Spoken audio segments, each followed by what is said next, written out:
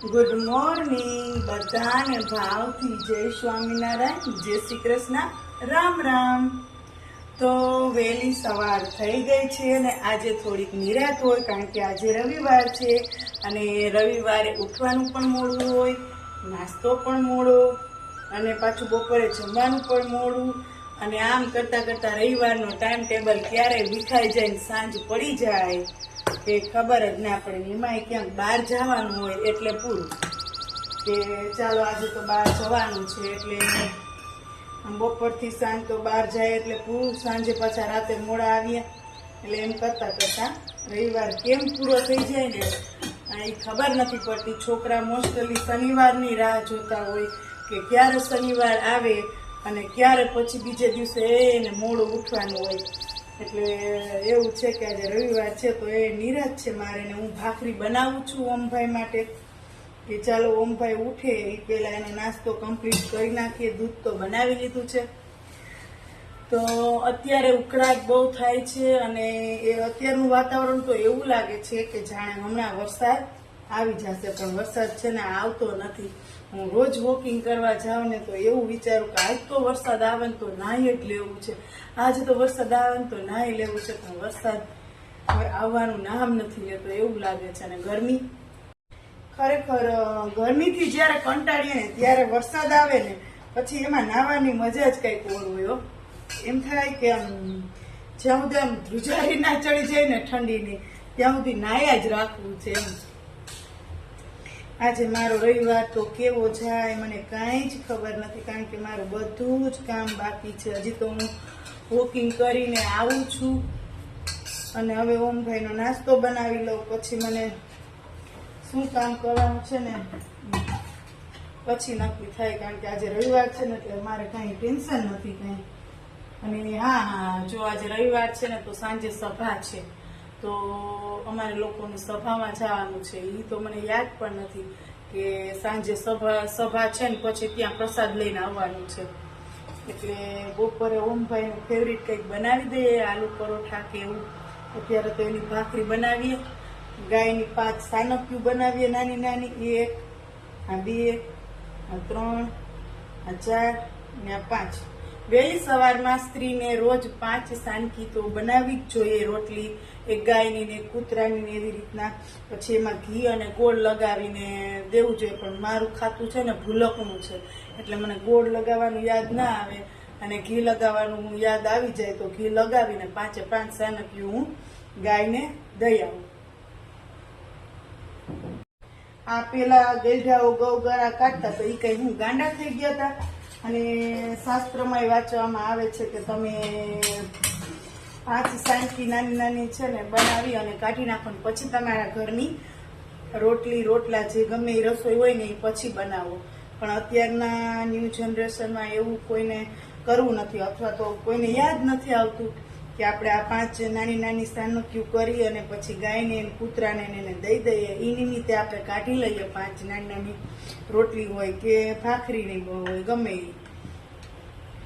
એટલે સ્ત્રીને છે ને આ 5 સાનકીઓ વહેલી સવારે ગમે ત્યારે નાસ્તો બનાવે કે બપોરે રસોઈ બનાવે 5 સાનકીઓ તો નાની નાની કાઢી જ લેવાય. એ એક ધર્મ છે. બાકી વધારે પડતું તો મને કંઈ ખબર નથી, મેં તો વાંચવામાં સાંભળ્યું હતું એટલે મને ખબર છે. અને ભાગવત વચાતી હતી ત્યાં પણ ગોર બાપા એમ બોલતા હતા કે 5 સાનકીઓ કાઢવી જોઈએ, પછી ના કાઢી એટલે કે પછી કે આ કૂતરા જેવી થઈ ગઈ, ઓલો ગાય જેવો થઈ ગયો. પણ એમ જ થાય ને તમારે કાંઈ જે ધર્મ નિયમ રાખવા નથી, નીતિ ધર્મ પ્રમાણે હાલવું નથી તો પછી ગાય જેવી બાય થઈ જાય અને બાય જેવી કૂતરા જેવી બાય થઈ જાય ને ગાય જેવું ભાઈ થઈ જાય ને એવું છે બધું. એ કઈ ખોટું નથી, સાચું જ છે. સારું, તો બધું કામ કરીને બપોરનો સમય થઈ ગયો છે ને બપોરે મેં કીધું હતું એમ કે મારે બનાવવાના છે આલુ પરોઠા, પણ એમાં મેં ઘઉંના લોટની અંદર થોડુંક નિમક અને મોણ માટે ઘી નાખ્યું છે. શું તો હું આમાં ઘી નાખું છું આજ વખતે કારણ કે આને તમે તમારી રીતે આલુ પરોઠાને તમારે જેમ બનાવો એમ બનાવી શકો છો. તો તો મને એમ થયું કે ચાલો આપણે ઘી નાખીએ. આપણે આજ વખતે તેલ નથી નાખવું, તો મેં ઘી નાખ્યું છે. અને બીજું હું છે ને થોડુંક જીરું નાખીશ લોટ બાંધવામાં. તો મેં થોડુંક જીરું નાખ્યું છે અને અને થોડીક હળદર નાખી અને પછી હું આ આલુ પરોઠાનો લોટ બાંધીશ, એટલે એનો ટેસ્ટ કંઈક અલગ જ આવશે અને મસ્ત આવશે. ને પછી આ મસાલો તો તૈયાર છે જ મારી પાસે બટેટાનો. તો સારું, ફટાફટથી ચાલો હું આ આલુ પરોઠાનો લોટ બાંધીને બનાવવા માંડું, કારણ કે બપોરનો સમય થઈ ગયો છે ને ઓમભાઈ હમણાં ક્રિકેટ રમીને આવી જશે, એટલે એને ભૂખ લાગી જશે.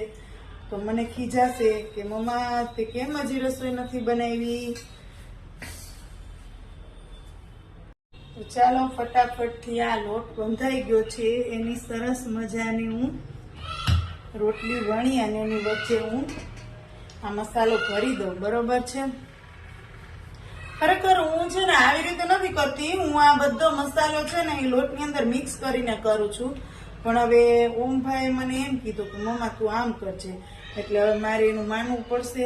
તો જો એનું મેં કીધું તો કે બધા તો આમ કરતા હોય, પણ મેં કીધું એ વણવાની ના મજા આવે ને એટલે ચોટી જાય રોટલીમાં. એટલે જો આવી રીતના આમ રોટલીની અંદર મસાલો ભરી અને હવે હું હળવે હાથે વણી નાખીશ, એટલે થઈ જશે મસ્ત. કારણ કે આ રવિવાર હોય ને એટલે છોકરાઓને કાંઈક ને કાંઈક ફંદા હોય જ. મેં કીધું કે આ નહીં ચાલે, ધીમે ધીમે આ મસાલો આની અંદરથી વિઘરાતો જાય. તો કે ભલે વાર ભલે લાગે પણ આમ જ બનાવજે. આ મારે કેમ બનાવવું? જો બનાવું તો છું, મેળ આવે તો ભલે, નકર બે રોટલીની વચ્ચે બીજું શું નાની નાની બનાવશું. ચાલો બની તો ગઈ, પણ એની સાઈઝ છે ને થોડીક નાની છે, ભલે રહી. બીજું શું, ઓમભાઈએ કીધું છે તો પછી એનું માનવું પડશે ને મારે. સારું ચાલો, તો બપોરનો સમય થઈ ગયો છે ને હું રસોઈ બનાવી રહી છું. હવે પછી મારે બપોર પછી પણ સભામાં જવું છે. તો સારું, મારે તો એમ નહીં મેળ આવે, એટલે મેં છે ને નક્કી કર્યું પેલા રોટલી વણી લઉં અને પછી બબે રોટલીની વચ્ચે આ મસાલો ચોપડી પાછું આછું આવી રીતના વણીને પછી વેલણ મારી દઉં અને તો જ મેળ આવશે. નહીંતર હવે આમાં કંઈ બીજું ખાવાનું છે નહીં.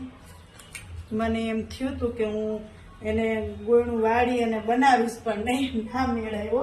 અને જો આ બીજી રોટલી છે ને હું આની અંદર આમ ચોંટાડી દઈશ. હવે આને વળી નાખીશ, એટલે હવે તો આછું આમ થઈ જશે. હા જો હવે સરસ થઈ ગઈ.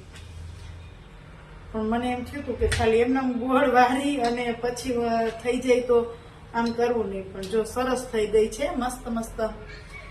તો ચાલો તમે પણ આલુ પરોઠા ખાવા, કારણ કે છોકરાઓને આલુ પરોઠા બહુ ભાવતા હોય, ખાસ કરીને નાના બાળકોને. એટલે પછી એની ફરમાઈશ ક્યારેક ક્યારેક પૂરી કરવી પડે. બીજું શું, બહારનું ઓછું જમતા હોઈએ, એટલે પછી ઘરે આ બધું બનાવવું જ હોય. તો સારું ચાલો, આ બની ગઈ મસ્ત મસ્ત. હવે હું એને ચોળવી લઈશ. પેલા હું એક આરે વણી લઉં, પછી હું એને ચોળવી લઈશ. સારું, તો બપોરના 11:15 વાગી ગયા છે અને મારે આલુ પરોઠા બની ગયા છે. જો કે હવે મારે એને ચોળવવાના જ છે. તો સરસ મજાના આલુ પરોઠા અને સાથે હું ફોદીનાની ચટણી અને સરસ મજાનું દહીં જમીશ, એટલે એનો ટેસ્ટ બહુ સરસ આવે. સારું ચાલો, તો બહુ વાતો થઈ ગઈ અને ઘણું જ કામ થઈ ગયું અને ઘણું કામ બાકી છે. બહાર જવાનું છે, મેં તમને કીધું હતું કે સભામાં જવાનું છે. તો સારું ચાલો, ફરી મળીશું એક નવા બ્લોગ સાથે, એક નવી વાત સાથે. ત્યાં સુધી બધાને જય સ્વામિનારાયણ, જય શ્રી કૃષ્ણ, રામ રામ. પણ જો તમે પહેલી જ વખત મારો વિડીયો જોતા હો તો તમે સબસ્ક્રાઇબ કરવાનું ભૂલશો નહીં અને નોટિફિકેશન પર ક્લિક કરવાનું તો ભૂલતા જ નહીં, જેથી પહેલો વિડીયો તમને જોવા મળે. ખાસ કરીને કોમેડી વિડીયો. વ્લોગ્સ તો આવવાના અને જવાના છે, ચાલો એ તો વાત થઈ. પણ કોમેડી વિડીયો તમને એટલો જોવાની મજા આવશે, એના માટે તમારે સબસ્ક્રાઇબ કરવું પડશે. પ્લસ તમારે નોટિફિકેશન પર ક્લિક કરવું પડશે, જેથી કરીને તમને પહેલો વિડીયો જોવા મળે. સારું, ચાલો તો બધાને જય સ્વામિનારાયણ.